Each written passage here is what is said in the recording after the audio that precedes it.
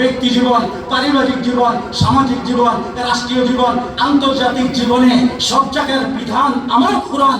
এই জন্য আমার ওয়াদা, আসমান জমিনের সকল খাজানা আমি তোমাদের জন্য খুলে দিব। আল্লাহ খুলে দিয়েছেন পৃথিবীর মধ্যে সবচেয়ে উন্নত দেশ আফগানিস্তান। কি খেলাফত ভালো লাগে না? লাগে না? সবাই তো পেরেছেন। কবে বাংলাদেশে জানি অভাব অনটন চলে আসে, আল্লাহর ওয়াদা আসবে না। মুমিন হতে হবে, বিজয় আনতে হবে। সুতরাং আল্লাহ রসুলের কথায় হাসতেছিল, বেশি দিন যায় নাই রসুল দুনিয়া থেকে বিদায় নিয়েছেন। 8ম থেকে 10ম হিজরিতে 2 বছর সিদ্দিক আকবর রাজত্ব চালিয়েছেন। 2 বছর 10 মাস, 2 বছর 3 মাস 10 দিন। তারপর হযরত ওমর ইবনে খাত্তাবের জামানায় রোম পারস্য বিজয়, রোমের বাদশাদের সেই মুকুটগুলো, রোমের বাদশাদের মেয়েদেরকে, যাদের দুনিয়ার মধ্যে সবচেয়ে সুন্দরী ছিল, এই বাদী সহ সব জমা করা হয়েছে হযরত ওমর ইবনে খাত্তাবের সামনে। দ্বিতীয় বিজয় হয়ে গেছে, যেই বিজয়ের কথা আল্লাহ তাআলা কোরআনে পাকে বলেছেন সূরা তাওবাতে, সূরা ফাতহাতে। তারপরে আরেক বিজয়, সর্বশেষ বিজয়, রাসূল বলেন মাশারিকুল আরদ ওয়া মাগারিবুহা, দুনিয়ার এক প্রান্ত থেকে আরেক প্রান্ত পর্যন্ত বিজয়। মুসলমান, এটা দিয়ে আমার আলোচনা শেষ হবে। শেষ বিজয়, আখেরি বিজয়, সর্বশেষ বিজয়। রাসূল তাবুকের যুদ্ধ থেকে এসেছেন মদিনাতে ফিরে, কিন্তু নবী করিম সাল্লাল্লাহু আলাইহি ওয়াসাল্লামের অভ্যাস ছিল যখনই কোনো সফরে যেতেন সর্বশেষ বিদায় নিতেন হযরত ফাতিমা জাহরা রাদিয়াল্লাহু তাআলা আনহা থেকে বলতেন, ফাতিমা বিজাতুম মিন্নি, ফাতিমা তো আমার কলিজার টুকরা, তার থেকে বিদায় নিয়ে যেতেন। বিদায় নিয়ে গিয়েছেন, 2 মাসের সফর, রাসূল ফিরে এসেছেন। আয়েশা ফাতিমাকে সালাম দিয়েছেন, আসসালামু আলাইকুম ইয়া ফাতিমা, ফাতিমাকে সালাম দিয়েছেন। হযরত ফাতিমা রাদিয়াল্লাহু তাআলা আনহা দৌড়ে এসেছেন। এসে রাসূলকে দেখে তো খুশি হওয়ার কথা, 2 মাস পরে বাবাকে পেয়েছেন, কিন্তু খুশি না হয়ে কাঁদতেছিলেন। রাসূল বলতেছেন, মা ইউকি কিয়া ফাতিমা, ফাতিমা তোমাকে কাঁদালো কিসে, কেন কাঁদতেছো? হযরত ফাতিমা জাহরা বলেন, বাবা শুনেন কেন কাঁদতেছি। আরে আমার বাবার বয়স সর্বশেষ বয়স, শেষ বয়সে 63 বছরের বৃদ্ধ আমার বাবা। সারা জিন্দেগি আমি দেখেছি কখনো মক্কাতে মার খেয়েছে, কখনো হারামের ভিতরে প্রমাণ দাখলাহু কানা আমিনা, কোন পশু যদি হারামে ঢুকে নিরাপদ হয়ে যা, নবী মুহাম্মদ নিরাপত্তা পায় নাই কাফেরদের থেকে। রাসূলকে কখনো নারী বুড়ি চাপায় দেওয়া হয়েছে, পাথর মারা হয়েছে, গলায় রশি লাগায় শেষটানো হয়েছে, কখনো দেশ থেকে বের করে দেওয়া হয়েছে। কখনো দেখেছি বাবা যুদ্ধের ময়দান থেকে এসেছেন, মাথা ফাটা, দাঁত ভাঙা, আহত অবস্থায় রক্ত পড়তেছে, আমি চাটায় জ্বালিয়ে জ্বালিয়ে রক্ত বন্ধ করতেছিলাম। সারা জিন্দেগি এই কষ্ট দেখেছি।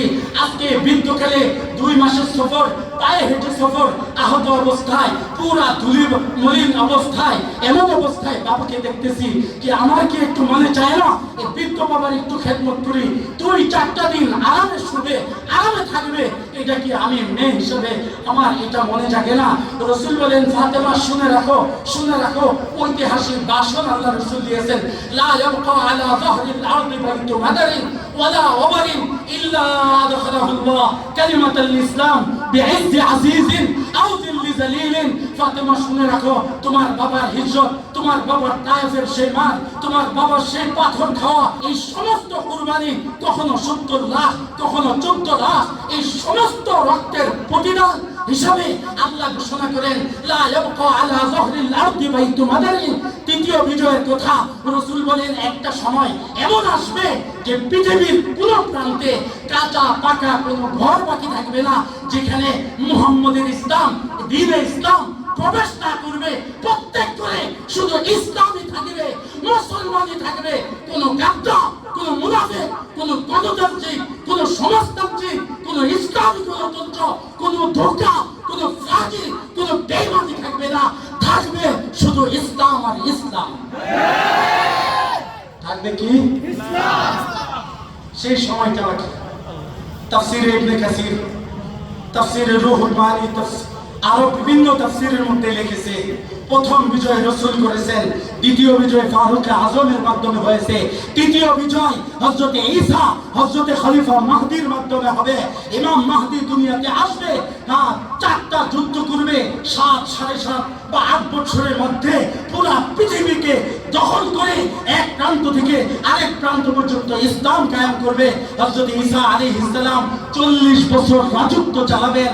তখন আর এই কুফরি, কখন কোনো গণতন্ত্র আর সমাজতন্ত্র আর রাজতন্ত্র, কোনো নাপাকি আর শিরক আর কুফর থাকবে না। সুতরাং সেই বিজয়ের কথা, এই 3 বিজয়ের কথা আল্লাহ কোরআনে পাকের 3 সূরা 3 আয়াতের মধ্যে বলেছেন। ও আমার মুসলমান ভাইরা, ও আমার জাতি, ও উম্মতে মুহাম্মদ, শুনে রাখেন, শুনে রাখেন, শুনে রাখেন। ইসাবাতান মিন উম্মতি আহরাজাহুমুল্লাহু মিনান নার, ইসাবাতুন তাখজুল হিন্দা ওয়া ইসাবাতুন তাকুনু মা ঈসা ইবনে মারইয়াম। 2টি দলকে আল্লাহ সুবহানাহু ওয়া তাআলা জাহান্নাম থেকে মুক্তির ঘোষণা দিয়েছেন। একটা হলো যারা হযরতুল হিন্দে শরীক হবে, আরেকটা দল হলো যারা হযরত ঈসা আলাইহিস সালামের সাথে থেকে ফিলিস্তিনে শামে ইহুদিদের সাথে যুদ্ধ করবে, তার কাফেলাভুক্ত হবে। 1 নাম্বার। 2 নাম্বার হাদিস, আল্লাহ রাসূল বলেন যে যারা নাকি হযরতুল হিন্দে শরীক হবে, শহীদ হবে, পৃথিবীর মধ্যে সবচেয়ে উত্তম শহীদ, আর বেঁচে থাকলে জাহান্নাম থেকে মুক্ত। হযরত আবু হুরায়রা রাদিয়াল্লাহু তাআলা আনহু বলেন যে শুনে রাখো তোমরা যে আমি আবু হুরায়রা আল্লাহর রাসূল থেকে শুনেছি, যদি গজওয়াতুল হিন্দে কেউ শহীদ হয়, উত্তম শহীদ, বেঁচে থাকে, জাহান্নাম থেকে মুক্ত। আমি আবু হুরায়রা বেঁচে থাকলে আমার স্থাবর অস্থাবর সকল সম্পদ বিক্রি করে আমি হিন্দুস্তানে চলে যাব। আর যদি লাউ কুতিলতু, যদি আমি শহীদ হয়ে যাই, আফজালুশ শুহাদা, উত্তম শহীদ হব। আর যদি আমি সেখানে বেঁচে থাকি, ফানা আবু হুরায়রা আল মুহাল্লাল, আবু হুরায়রা তো জাহান্নাম থেকে মুক্ত। রাসূলের কাছে বলেন, রাসূল আমি তো গজওয়াতুল হিন্দে শরীক হব। রাসূল বলেন, আবু হুরায়রা হাসি দিয়ে বলেন, এটা তো অনেক পরে। তো হিন্দুরা প্রস্তুতি নিতেছে, ভারত প্রস্তুতি দিতেছে, সারা দুনিয়া প্রস্তুতি দিতেছে, আর আমি আর আপনি বলি এখনো সময় আসে নাই। আর কবে আসবে? ইহুদিদের যে প্ল্যান, হিন্দুদের সেই প্ল্যান। এই জন্য এই 2 জাতির কথা আল্লাহ কোরআনে পাকে বলেছেন, কিয়ামত পর্যন্ত উম্মতে মুহাম্মদীর সবচেয়ে বড় শত্রু হবে ইহুদি আর হিন্দু। আমাদের প্রতিবেশী না, বন্ধু না, আর কত কিছু। তো সুতরাং আমরা এই কথা জানি না, এটা রাসূল 1400 বছর আগে ঘোষণা দিয়েছেন। 1400 বছর আগে আল্লাহ কিতাব নাযিল করে আমাদেরকে সতর্ক করেছেন তাদের থেকে।